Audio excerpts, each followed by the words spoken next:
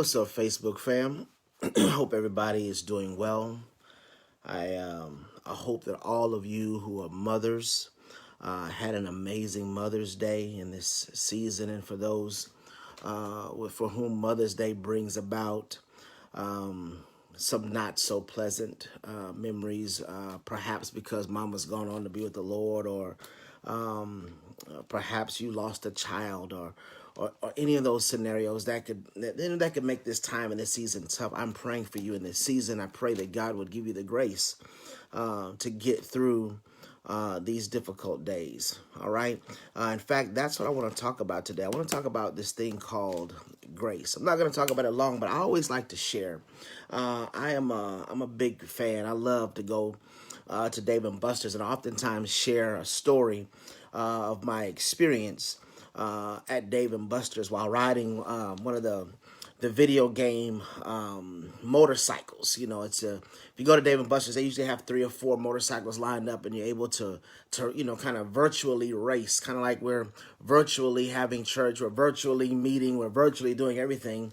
Clearly these video games had a better idea about this a long time ago. We could literally virtually race the people along the side of us. And so of course I'm the champ, so I got on my motorcycle, like I knew I could. I got on the motorcycle. But here's the thing.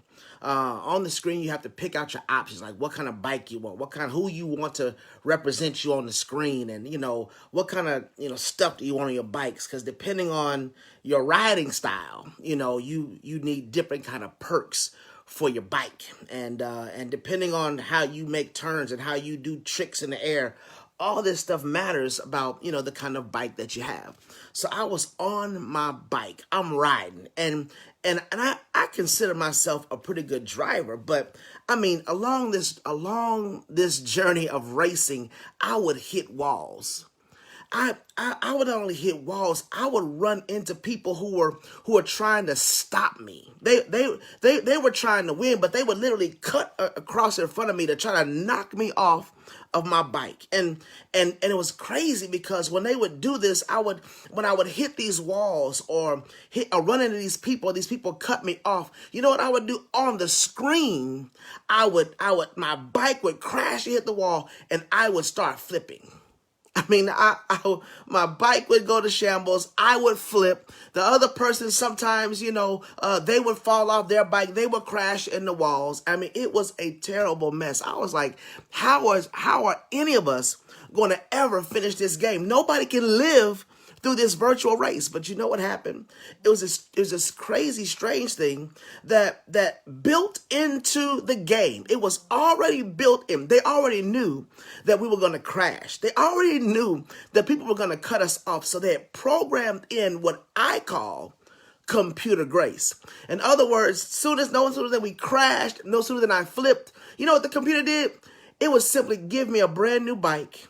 And I would get up no matter how hard I hit the wall. I would just get up, walk back over to my bike, and get right back in the race. Like it didn't matter. Like it didn't matter what happened. It didn't matter how often I flipped, crashed, ran into people. It didn't matter who was trying to stop me. Nothing could stop me. I would always just get back on my bike and keep on riding. Do you know what that's called? That's called let's call it computer grace. Let's call it video game grace. I don't care what you call it, but whoever created the game understood that whoever was trying to ride this bike, whoever was going to play this game was going to crash, that they were going to hit some walls, that they were going to run into some people that were trying to stop them, that this could sometimes not really work out well for them. So they had automatically programmed in a reset grace that would allow you to keep going even in the face of certain death and destruction. Come here, church, because this is what I want to talk about. That's the whole point right here, is that there's a thing called grace. Grace is God giving us what we don't deserve. The reality is, oftentimes when we crash, when we are flipping out, when we're being stopped and we're being cut off, and when we are overreacting, all of those things, we deserve death. But God's grace gives us another chance. That's God giving us what we don't deserve. That's what grace is. God's grace is giving us what we don't deserve. Now, his mercy is withholding what we do deserve, because the reality is there's so many times we did deserve death. We deserve to die. We deserve whatever punishment was coming our way. But his mercy kept us and sustained us, and we didn't get what we should have gotten. But grace gave us what we didn't deserve. That's what we had to do. We had to take a moment and just thank God for his grace. Thank God for the grace that he has given us, the things that we don't deserve. He has given us love, joy, opportunity. He has just given us so many things that we don't deserve in this season. But we pause to tell God, thank you for his grace. Thank you, because he built in some grace for us, that there are times when we should have been, could have been, and even would have been dead, gone, or certainly we deserved hell. But because of what he did on the cross, he built in some grace for us. He knew that there were going to be some days where we didn't do so well. There were going to be some days that we do better than we normally would, but we still didn't make it to the level that God would set the standard that God has set for us.